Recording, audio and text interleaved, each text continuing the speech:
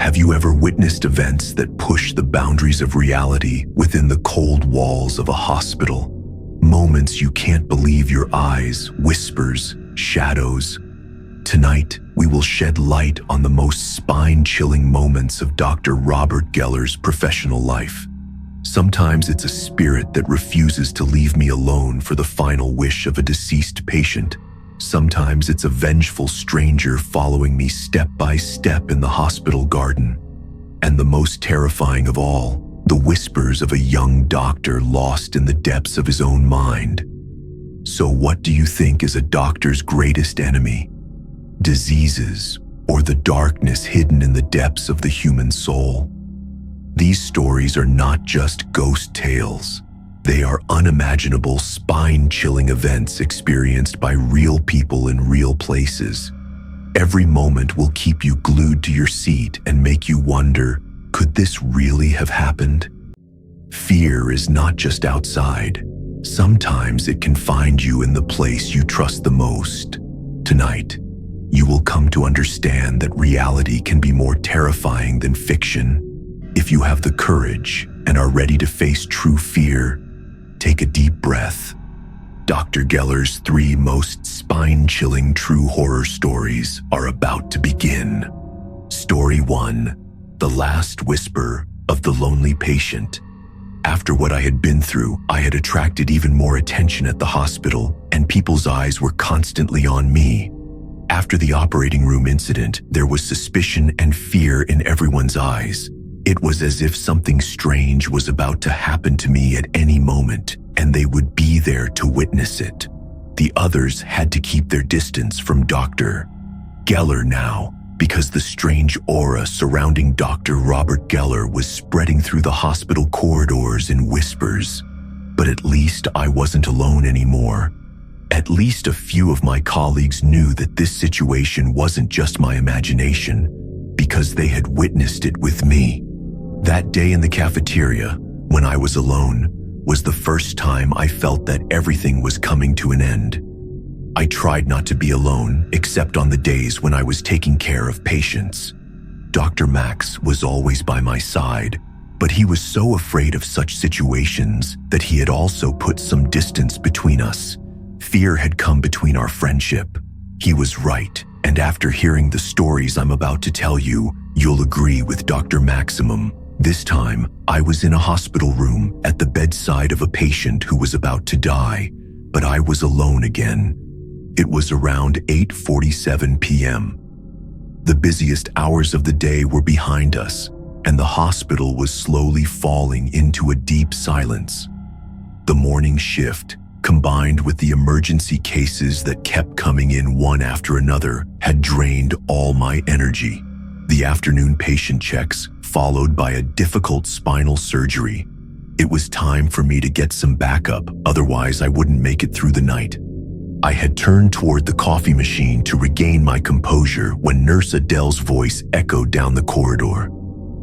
Dr. Geller, patient 403 is entering the final stage, doctor. I quickly put down the cup in my hand and started running toward the room. The patient in room 403 was alone. He had no family. I had heard his story.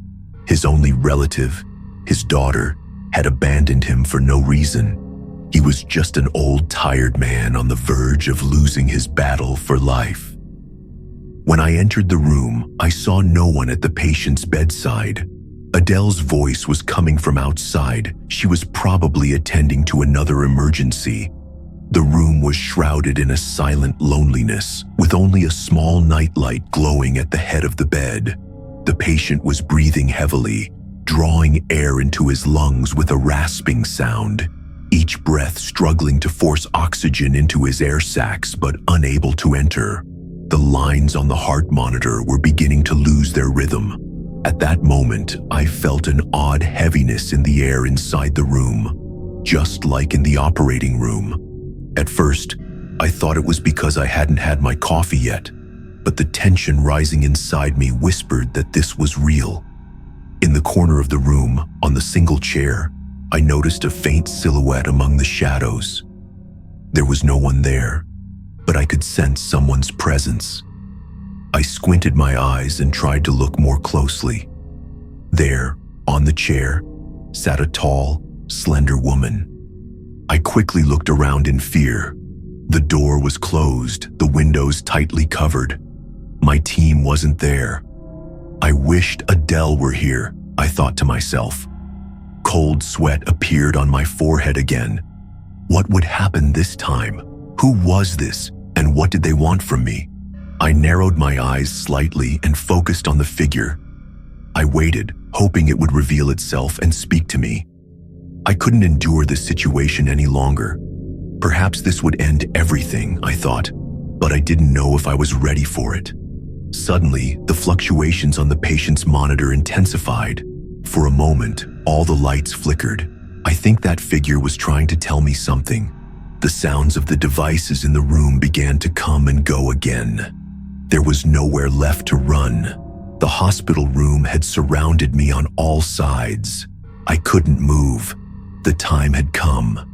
My heart was racing like a speeding train. My hands were trembling. But along with an inexplicable curiosity, I wanted this moment to finally happen. Did spirits really exist? What did this woman want from me? With 1,000 questions swirling in my mind, I stood frozen in the room. Sound from the monitor grew longer and longer. Suddenly, I jumped. The lights went out completely, and a voice called out to me from the center of the room. "Don't leave him alone, Dr. Geller." "Who are you? Why are you here? And who should I not leave alone?" I asked. In that moment, I sensed a white, glowing figure in the darkness. It was looking at me. It repeated, "The man lying in the bed." The patient was now breathing his last breaths. There was little I could do. I had already done everything I could. Everything was progressing as it should. When I looked closely at the voice calling me from the corner, I noticed an elderly woman standing there in white clothes. Was this woman the wife of the man lying here? She was wearing white clothes, as if she had put on the clothes of a patient. Her voice and the way she looked at me reminded me of someone. "We did everything we could, and everything seems to be going smoothly," I managed to say in a trembling voice. Suddenly, a breeze whispered in my right ear. "No, you're lying. I don't want him to die alone." I couldn't let him die. Or did she want him to die? The door suddenly opened, and Adele rushed in. "Dr. Geller, Dr. Geller." Without answering, she looked into my eyes with fear and anxiety and managed to say one word: "Monitor." I now understood that something was wrong and why that spirit had visited me. What was happening was unfolding, but no one else besides me and that woman was aware of it. The patient's heart had stopped. I quickly began to intervene. I had to save him, otherwise I would not only fail to fulfill the last wish of an old man, but that woman-like spirit would never leave me alone. Do you think that spirit was the wife of the man whose heart had stopped? Or could it have been a relative seeking revenge? After about 45 minutes of intense effort, we managed to restore the patient's heart rhythm. His condition had stabilized. However, this was only temporary. The patient was returned to his room, now in a more stable condition. His condition was still critical, and things were not going well. When I looked up at the clock, it was around 10:15 p.m. I didn't know how this shift would go until morning. What if the woman died tonight? I couldn't even imagine what would happen to me. It wasn't certain that the spirit that had come to my side in the room wouldn't disturb me again. If you were in my place, could you stay by the patient's side without leaving until morning? Or would you go to your room and drink your coffee without caring? Story 2. The Madman in the Hospital Garden. There was another situation that caught my attention. When I was coming and going from the hospital, and sometimes when I was resting on the benches in the hospital garden, I would see a shadow standing under an old huge oak tree in the far corner of the garden. I always wondered why he was always standing in the same spot. Sometimes I saw him there in the morning during the day, and sometimes in the evening as the sky began to darken on my way home. At first, I thought he might be a visitor to a patient in the hospital, but it soon became clear that this was impossible. Every day, at almost the same time, he would stand there under that tree, not speaking to anyone, and there must have been another reason for it. Some said he was a former hospital employee, while others claimed he was just an harmless person passing the time. One day, my friend Dr. Max, who had gone outside the hospital to get food, approached the man to offer him some and asked why he was there every day. The man told him that about 6 months earlier, a young man who had died in the hospital had loved the tree planted there and had spent his last days under it. He said that the young man who had died was very important to him and that he was very sad to have lost him. Yes, the name of that man in the hospital garden was like a whisper that no one could quite grasp. He had no name, he was simply nameless.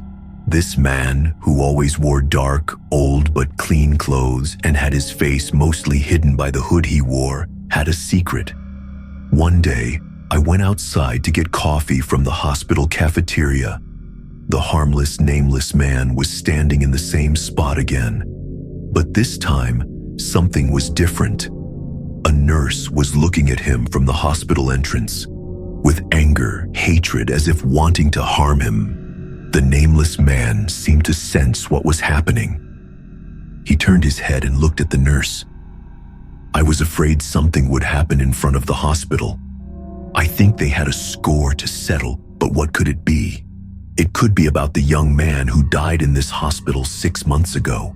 I didn't go to the cafeteria because I felt something was about to happen. I started watching the two of them, waiting to see what would happen in the middle of the road.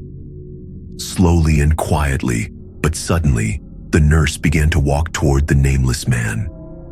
The nameless man turned his body toward her as if he had been waiting for her. I also began to walk slowly toward the meeting point. About 25 seconds later, the nurse and the nameless man came face to face. The nurse said to the nameless man, "You can't wait any longer at the hospital door. I am not responsible for the events that took place 6 months ago. If you don't leave here, I will not be responsible for what happens." The unnamed man replied calmly, though fearfully, "I will always be waiting here for you. I hope you come alone, not in a crowd," he said. "Then you should blame Dr. Geller, because he is the one who deals with all the patients," the nurse said to the unnamed man. As if they knew where I was, both of them suddenly turned their heads toward me. I was stunned and didn't know how to react. They started walking toward me.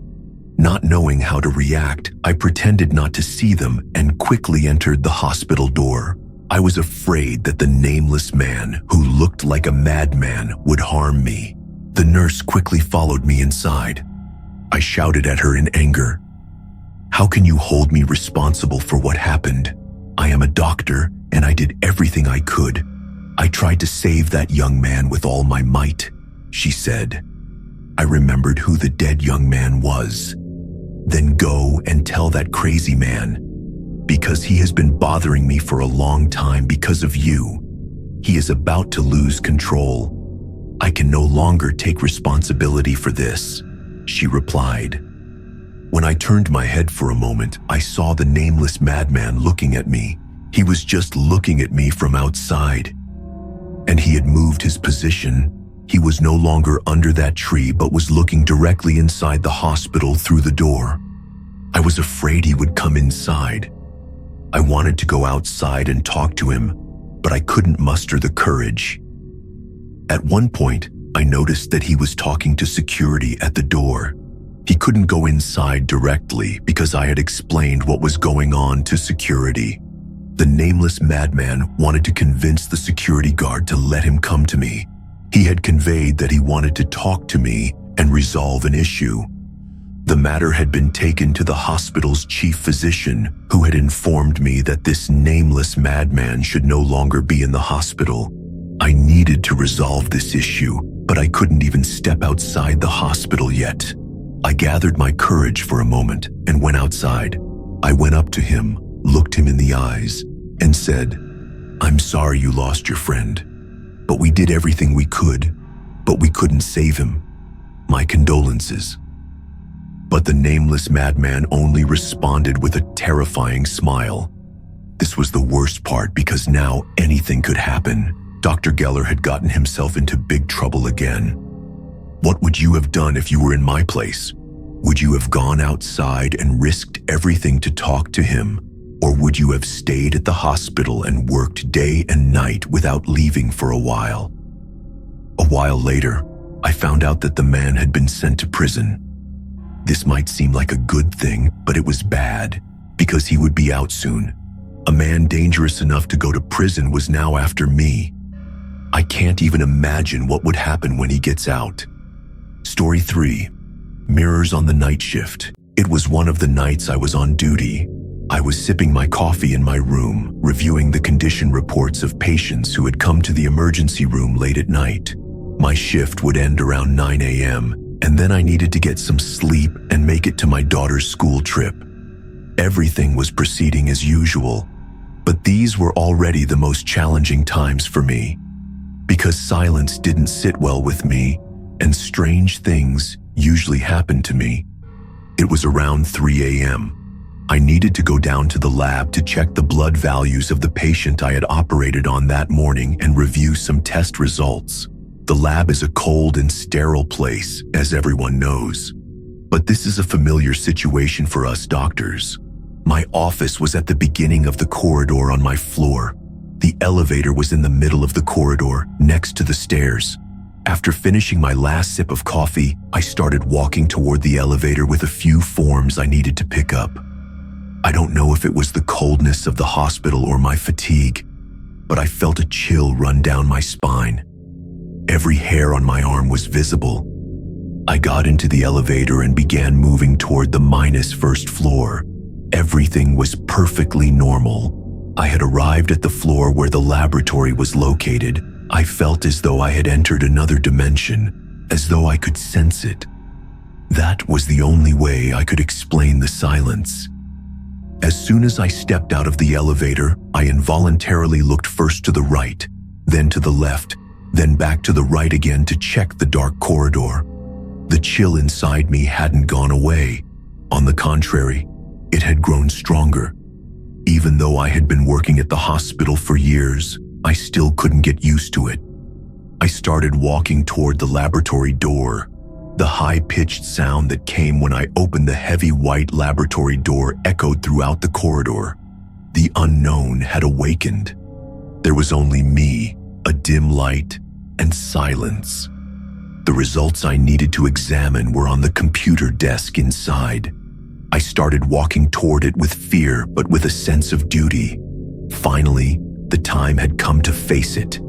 I opened the computer screen, and the results were there. I knew what I had to do, but even though I had done it thousands of times before, I found it difficult to muster the courage.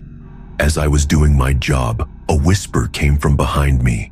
Was it William or that shadow in the hospital garden? I prayed that it wasn't them. William couldn't enter the hospital. The police and security were working together on that. The hospital didn't have a secret entrance either. If it did, I would have known about it. But what about that shadow? Luckily, no one was there. A few minutes later, I heard the same sound again and again. The walls of the laboratory seemed to close in on me at that moment. I could see how much my eyes had widened with fear. Even through the windows of the laboratory, I had never seen myself like that before. "Who's there?" I called out helplessly. The voice suddenly stopped. I moved toward the direction the voice had come from. I had to check it out, otherwise I wouldn't be able to do my job. I walked slowly and cautiously toward the direction the voice had come from. At the other end of the laboratory, there was a silhouette in front of a huge mirror. The silhouette was standing with its back to the mirror. The sound was coming from behind the mirror. I approached the mirror and at first tried to hear something by pressing my ear against it. I could have looked inside the mirror, but I didn't dare. Someone was whispering inside. On a sudden impulse, I reached for the cabinet next to the mirror and quickly pulled the door open. Inside was Agnes, a young intern who had started working there a month ago. "What are you doing here, Agnes?" I managed to say in a trembling voice. "It's my fault. Everything is my fault. He's in this situation because of me." Agnes believed she had lost a patient and that it was her fault. Such things were quite possible in the early days of one's career, but no matter how much I explained, Agnes kept blaming herself. "Why are you hiding behind the cabinet?" I asked Agnes. "I can't leave him alone. I can't leave him alone," she kept muttering.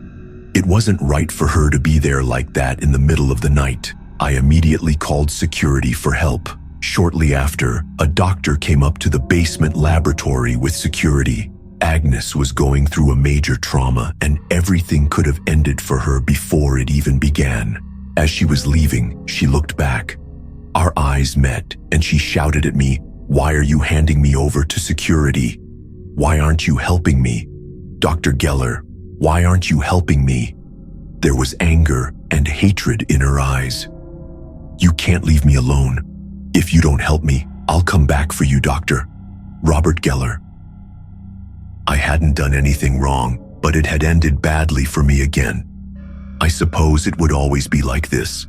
I had wanted to help him, but it had ended in disappointment for me once more. My night shift ended a little earlier than usual, around 8 a.m. Max told me they had given Agnes a sedative and that she was feeling better now, but I never felt safe outside, with William, the shadow in the hospital garden, and Agnes haunting my dreams, and I didn't know what else might happen to me in the future. Where was I going wrong? Do you have any ideas about this? Should Dr. Robert Geller be a good doctor? Would all the negative events then leave me alone? If you think so, you can offer me a solution, and you can decide what Dr. Robert Geller should do next. I'm sure he'll try, and we'll see the result together.